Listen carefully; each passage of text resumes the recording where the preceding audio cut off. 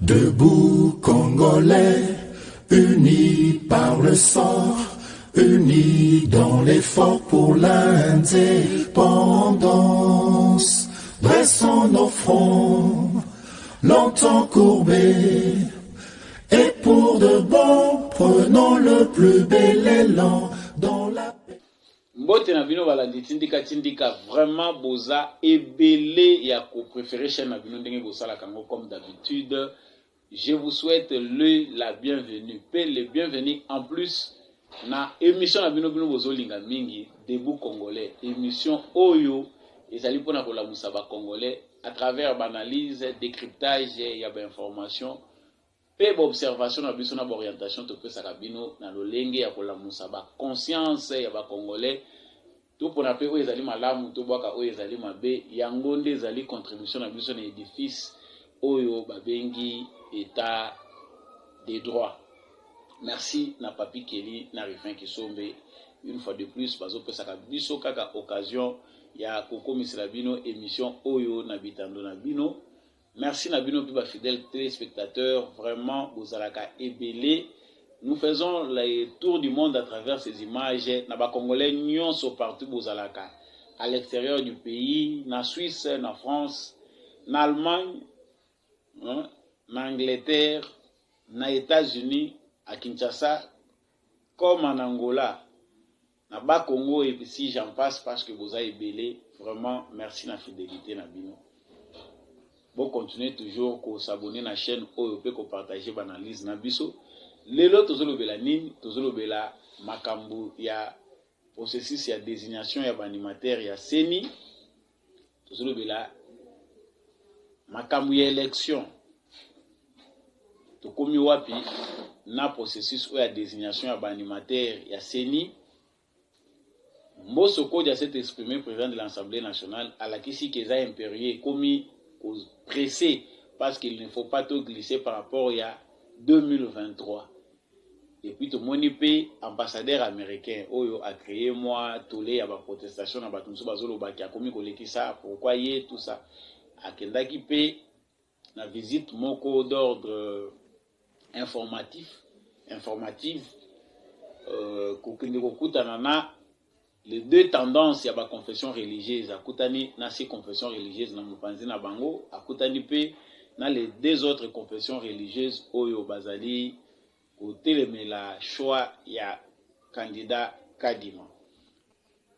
Nous allons essayer de vous présenter les faits, et puis, toko pe sa analyse na biso, kota la été, à travers, ba rencontre Oyo, na ba propos ya Mboso, enfin, y a-t-il une fumée blanche par rapport au processus de désignation de l'animateur et Seni nini ezali ko bomba ba propos ya Mboso nini ezali na kosale manakati tout au long de l'émission oyo il y a de nouvelles réalités que nous devons tous ensemble découvrir. Processus électoral en RDC vraiment tout le monde qui ba élection mais à cette fois-ci et même qui l'eau il y a ba réalité. La réalité est la nouvelle parce que certainement consensus est la kakate autour il y a désignation il y a animateur topé président il y a Seni par rapport il y a choix ou la confession religieuse basalaka mais cette fois-ci vraiment il y a qui sous chaud parce que nous avons un nouveau président de la République tout le belaki makamoyo à travers ba émission ebele c'est les kaki pour la kotala ndenge nini ma confession religieuse mibale batikale qui toujours opposé la décision à les 6 autres confessions religieuses mais réalité nini asikaye à travers actualité du jour le président de la République tout au long d'un passage na l'assemblée générale des Nations Unies à salaki interview au Bakordaki, na journaliste à VOA Afrique pour parler na makambo etali élection à la talisa kikeye azanaye impliqué te na makambo oyo basango bandai ko invité ye ayambaki bango mais aboyaki invitation na bango bazali ko invité pour s'ingérer na kati ya makambo na bango pour trancher mais il les a invités à la sagesse pour que baza ba confession religieuse baza responsable balingi mboka, il faut obligatoirement bango ba agir en âme et conscience. Ma confession religieuse va agir en âme et conscience pour comprendre que balingi mboka na bango. Alors, les réalités de fond, la réalité aux alliés à Kati et la Kissi à solo que combat oyo ezalaki mené entre les six confessions religieuses dans les deux autres, eza combat moko ebundamaki na niveau national comme pe na niveau international. La réalité ezalaki tellement profonde que la complexité nango bato ebele babandaki koyeba te eloko nini ebandaki koleka. Je l'ai dit, nalobaki yango mpe na ba émission elekaki que na niveau national ba intérêt comme d'habitude ya ba confession religieuse, surtout la Senko na ECC, baza déjà habitué na au travail avec un acteur politique, na ko tirer ba dividende na bango chaque fois qu'il y a désignation, il y a président ya CNI. Mais cette fois-ci, bazalaki buté na difficulté, à pression et à changement parce que le président de la République Asika, Félix Tshisekedi, avait élément oyo et komema et ko sala que makambu et ça le toujours comme à l'accoutumée, c'est que ndenge bango ba mesane laki komemela makambu, ba se trouvaki buté des difficultés. Alors les combats à niveau interne, ils ont dit que les acteurs politiques, surtout mingi ya la moka pona bango bamonaki que façon na bango ya kobundana c'était qu'il faut arracher machine électorale pour Tshisekedi à contrôler machine électorale, azolinga contrôler CENI, à contrôler cour constitutionnel. Ce qui était des accusations où ils ont fondé parce que dans tous les pays, presque les pays belé dans le monde, c'est le président qui nomme le président de la cour constitutionnelle. Yango ils ont sujeté à problème. Même dans la démocratie, ils ont de plus en plus évolué. Alors, combat, ils ont qui mingi basé sur contrôle de la machine électorale na pour créer une stratégie nini oyo bango bako kozala nango pour écarter Tshisekedi Félix na présidence de la République na élection ezali koya. Alors dans ces combats là sans merci, comme d'habitude, partenaires to ko benga bango ndenge wana to ba occidentaux ebele ba kota ki pe na danse parce que comme d'habitude au moni ba Union européenne et loko to ba kango mingi que Union européenne Kabila aidaki biso mukie ya koboya mbongo ya Union européenne na ba élection en 2018. Cela nous a rendu la tâche facile ya ko aider ko permettre à ce que bazala vraiment na minimizité na processus électoral na biso. Mais tout moni ke oyo Kabila evitaki wana à cause ya conflit na ina ba européen, la muka alingaki azongisa ngo po l'Union européenne akozala toujours kozala continuer kozala na minimise na kati ya processus électoral na RDC. C'est que ne peut pas être acceptable que dans un pays où le col a biso tozo bunda na poto longwa na lien o ya servitude au ba occidentaux ba jour ba tie biso toyo kana na ndenge na biso si conflit yé to meka pour réparer mon cadre na biso moko ba kolombo kana biso. Mais nos frères ba ngaki bazongi sa biso kaka na ba même routine wana ya passé ya ki ba paya ba contrôler ka processus électoral na biso. Et c'est ce qui a conduit na combat au biso tomoni entre les 8 confessions religieuses. Et dans ce combat na lobaki yango na mikolelekaki que l'Amérique a un plan. Peu importe oyo ba pays mususu bazali kotia comme makelele, comme bango bazali na partenariat na bango vis-à-vis na président Félix Tshisekedi. Finalité ya makambo ekozala que c'est le veto ya ba plus fort ndemo te ko décider. Alors Félix Tshisekedi comme moto aza sage alingaki vraiment te alakisa visiblement na bato que il s'oppose na makambo oyo basango bazali kosala eza mabe na processus électoral, alingaki pour conduire makambo d'abord dans la démocratie de manière à ce que toutes les voix s'expriment. Tout épuisé tant oyo bato tout va comprendre mauvaise foi ya bato tozo benga basango na biso na ba pasteur ya ECC. Et puis après agir en toute responsabilité tenant compte ya fonction na ye to pe ya rôle na ye en tant que garant et bon fonctionnement de l'institution.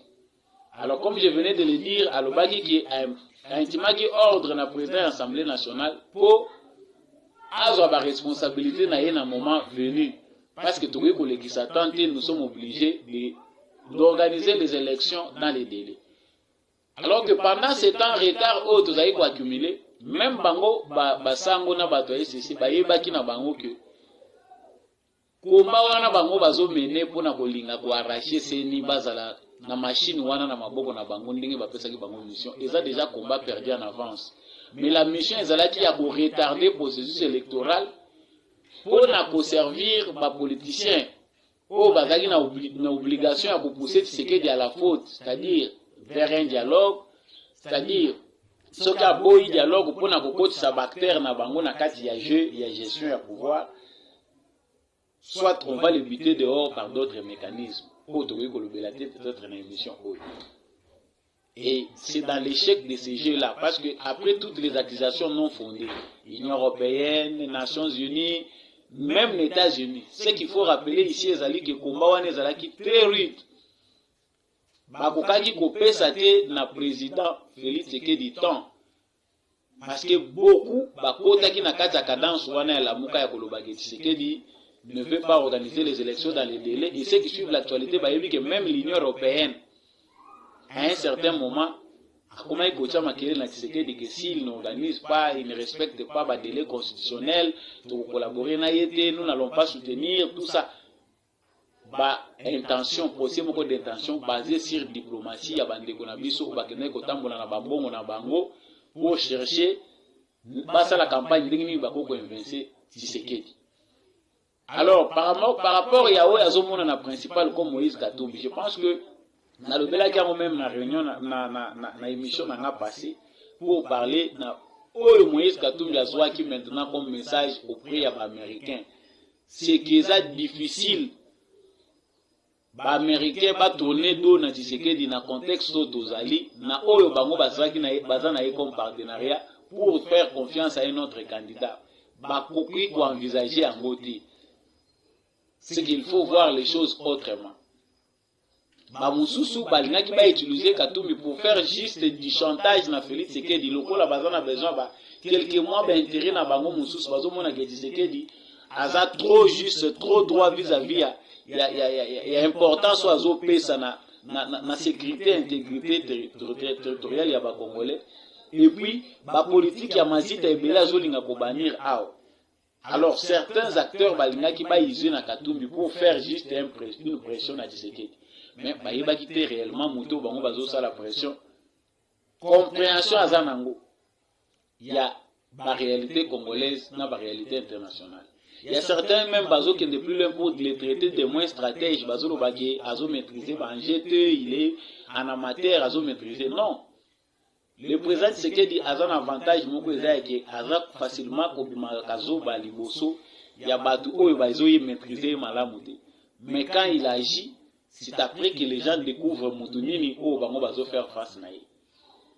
Avantage azanango vis-à-vis ya bactère lelo, vis-à-vis ya bandeko na biso ya Senko et c'est na bactère politique o bazo koma lokola ba opposant na ye principaux o ba koza lokola ba challenger na ba élection, c'est-à-dire il a une longueur d'avance. En dehors de la longueur d'avance, c'est-à-dire il a une compréhension ya bacteurs politiques nationaux na internationaux na forme oyo batubele bazo maîtriser ngote. Alors nous retournons dans notre vif du sujet pour na koloba que basango bakomi na suka na logique na bango. Dans les concrets, ce qui est visible, bango balobaki que bazo s'opposer na candidat Kadima parce que probité morale ezalité, ba condition bango balobaki ezalité moralité, probité, tout ce qu'ils ont évoqué ezalité parce que il y a eu une corruption, on a donné des titres, il y a eu $70,000.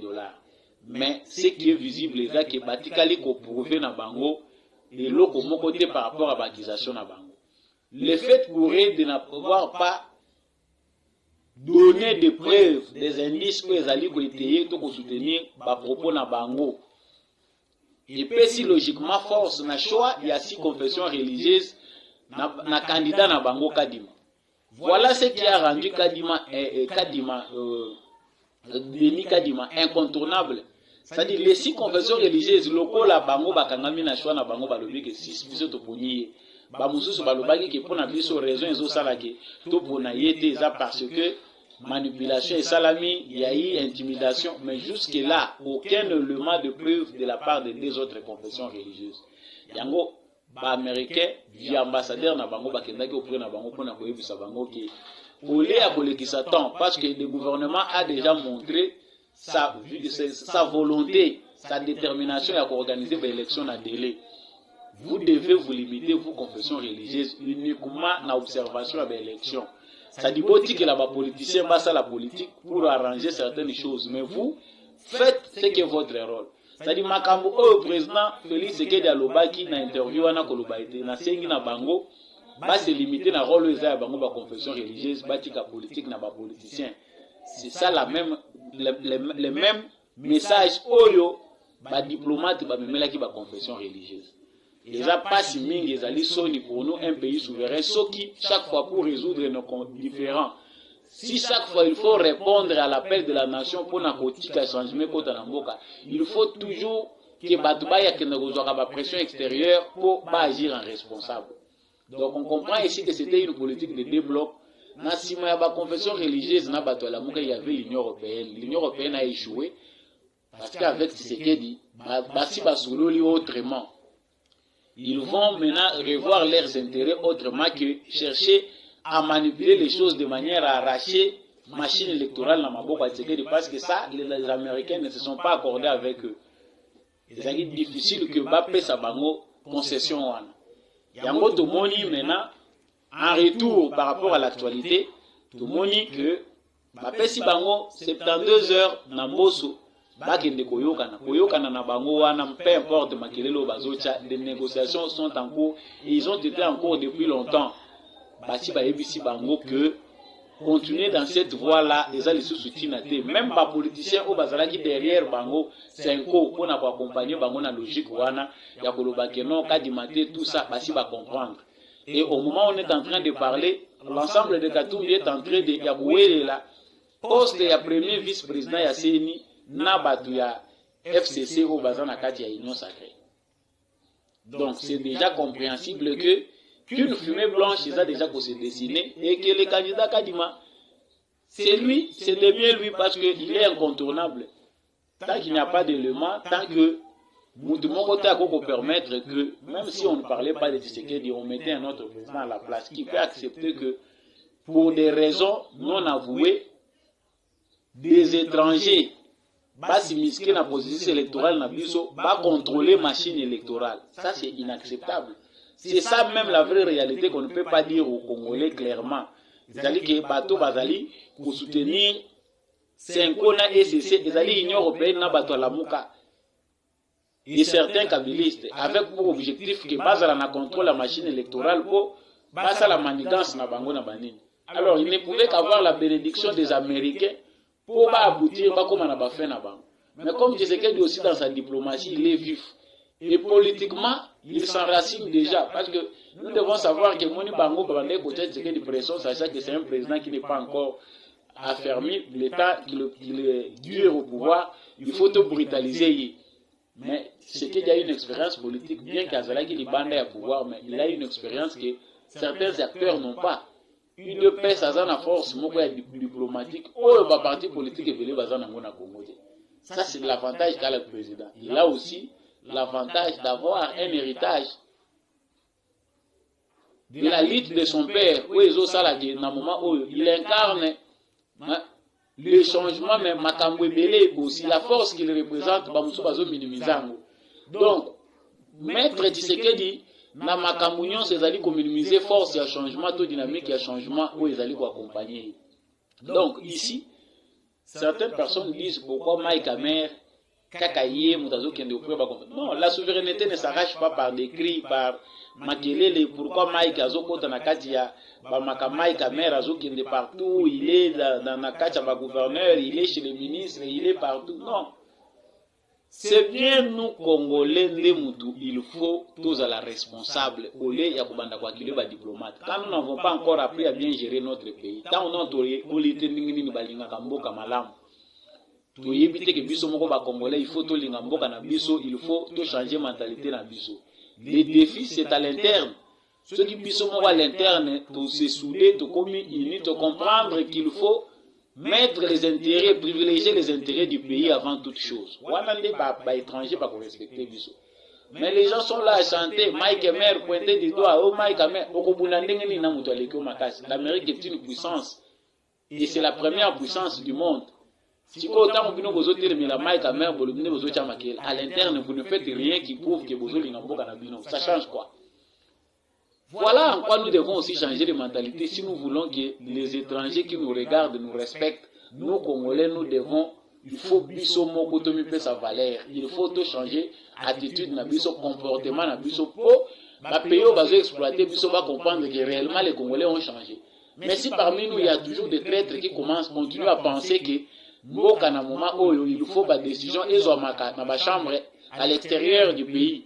C'est-à-dire bakei ba yokana isu na Union européenne que non to kopesa bino boye bokende ko manipuler na Congo. Ça c'est un échec. Donc si aujourd'hui le processus électoral est démarré, c'est la première défaite. Il y a Katumbi, il y a Batwalamuka na Bafayulu. On sait qu'il y a d'autres réalités qui vont nous surprendre quand on sait que toujours il y a des contacts. Bemba qui était proche aujourd'hui de Tshisekedi a toujours des contacts avec Martin Fayoulou. Mais seulement que Fayoulou, à cause de la haine, il ne peut pas rejoindre la voie de la raison. C'est ce qu'on dit de lui, mais il n'est pas tard pour changer. Il a toujours sa place au Congo.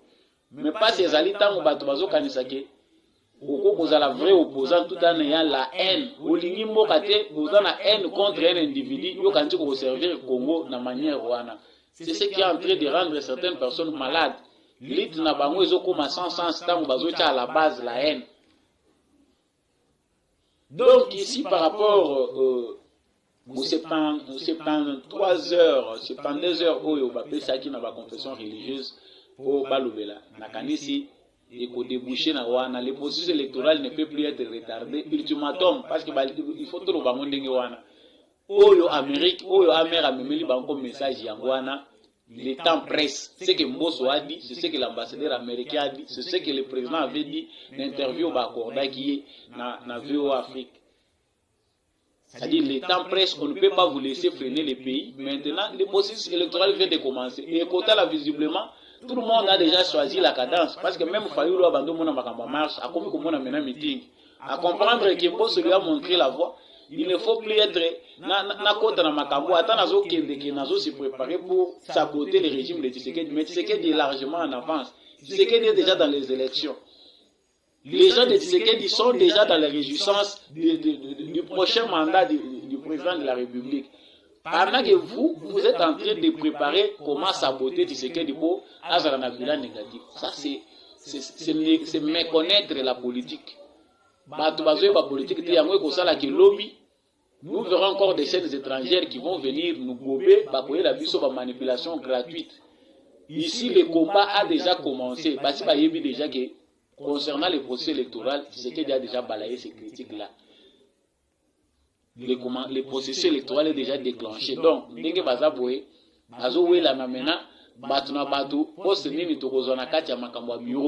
négociations sont toujours en cours.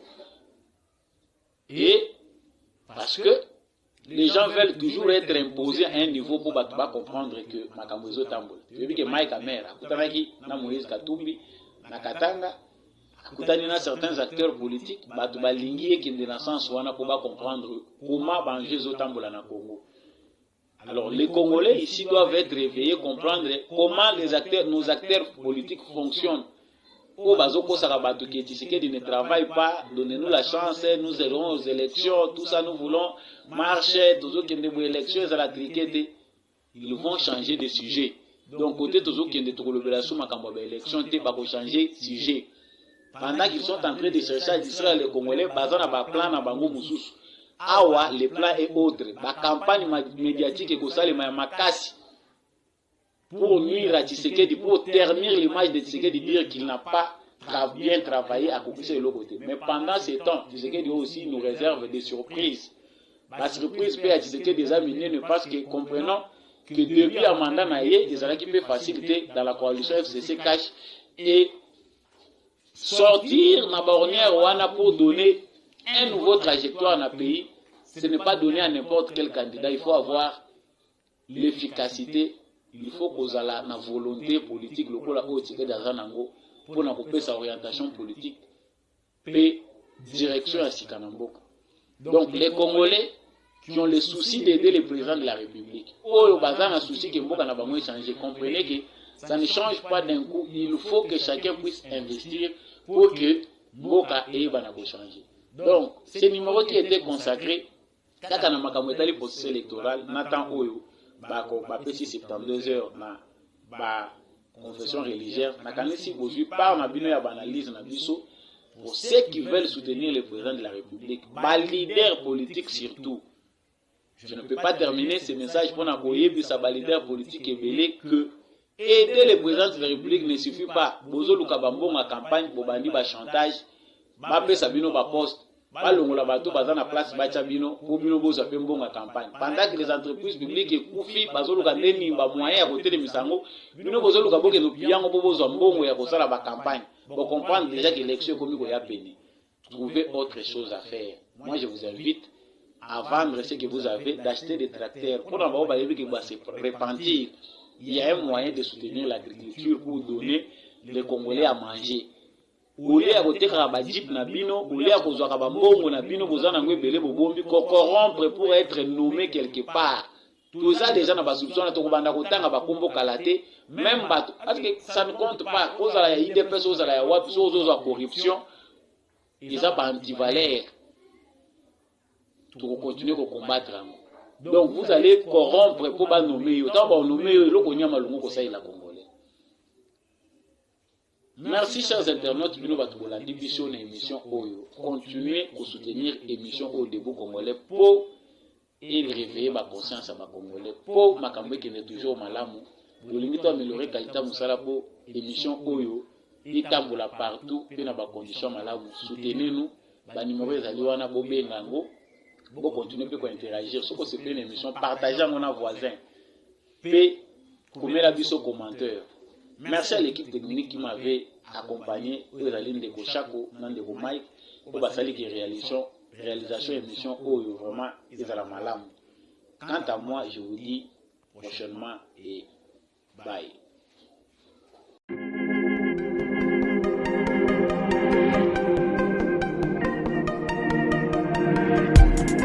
Après 25 ans d'expérience, eh oui, de 1995 jusqu'à ce jour, Elton Store, l'unique shop congolais de Londres, la Grande-Bretagne, où il y a Londres, et ça lui cause la fierté à la communauté nabiso, et surtout, il y a un homme d'affaires congolais sérieux dans la diaspora.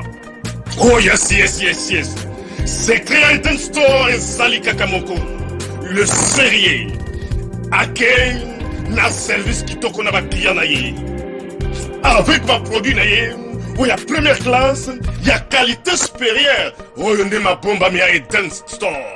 Oh yes, mon crime bimbe yeba. Ma maman à Londres va confirmer. Elton Store, c'est le perso des produits cosmétiques. Il y a solo produits originaux. Et yes, les alipes perso et produits alimentaires, naturels et organiques. Au travers de nos produits cosmétiques, Elton Store détient le secret. Secret ya solo. Où ya poso ya maman moi c'est qui toko. Poso ya moi so penza basali kolula. Poso ya moi so mobala kotala ya lembate.